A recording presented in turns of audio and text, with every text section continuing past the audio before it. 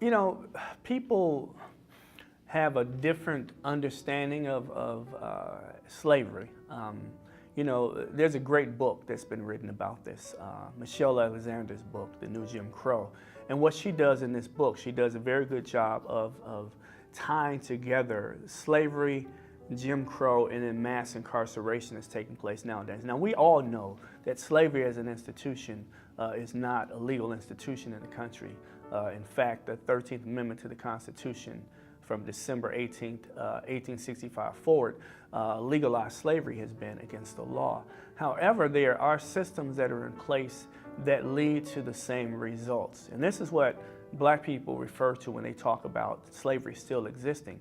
They look at some of the things that were existing in terms of opportunities that blacks were missing out on, and they see that those same opportunities being blocked to this day. So when we look at enslavement, blacks were forced to live in certain communities. They couldn't live wherever they wanted to live. There were restrictions on where they could go. There were restrictions in terms of who they could hang out with. You had slave patrols, which were groups of white men who were required by law to patrol neighborhoods and make sure that blacks were in by a certain hour, make sure that they weren't congregating in large numbers, things of that nature. And those slave patrols led to America's first organized police departments.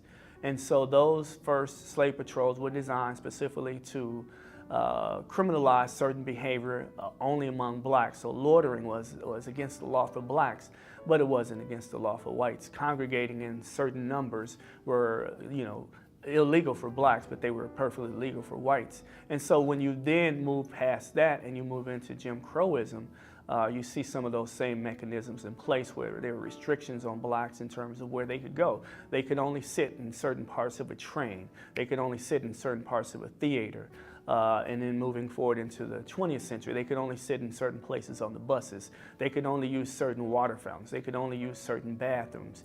They could only eat at certain restaurants. So all of these restrictions were really just a carryover from the days of enslavement, restricting the bubble that blacks would be able to live in and maintaining them in that same specific place. Not just physically, but emotionally and mentally as well. And so when we look at things that are going on now, we see in our communities, we see a huge police presence, which is very similar to the presence of the slave patrols in our communities.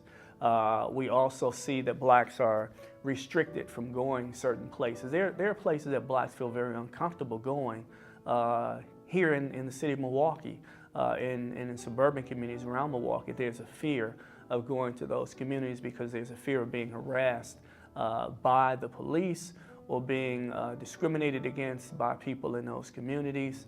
And so there are a lot of similarities when you look at the conditions of blacks in terms of slavery and looking at where we are today. Another part of that is when you look at it from an economic standpoint, blacks were brought to the country specifically as a labor force, a free labor force. Once slavery ended, people wanted to maintain that labor force among the black population, but they wanted to restrict what types of jobs they were available to have. And for many, many years, even unions that purported to be about providing jobs for everyone prevented blacks from becoming members. And so there were restrictions. And when we look nowadays, because of felon disenfranchisement laws, blacks are not able to vote. And you also have restrictions that people face when they get out of prison in terms of where they can live, who they can be around, the types of jobs that they can get a license to have. So when black people look at America and the situation that we're under now, it looks very, very similar to the conditions we were under during slavery in many respects. Obviously, we're not in shackles. We can move freely around the country, but there's still restrictions in terms of how we live in American society.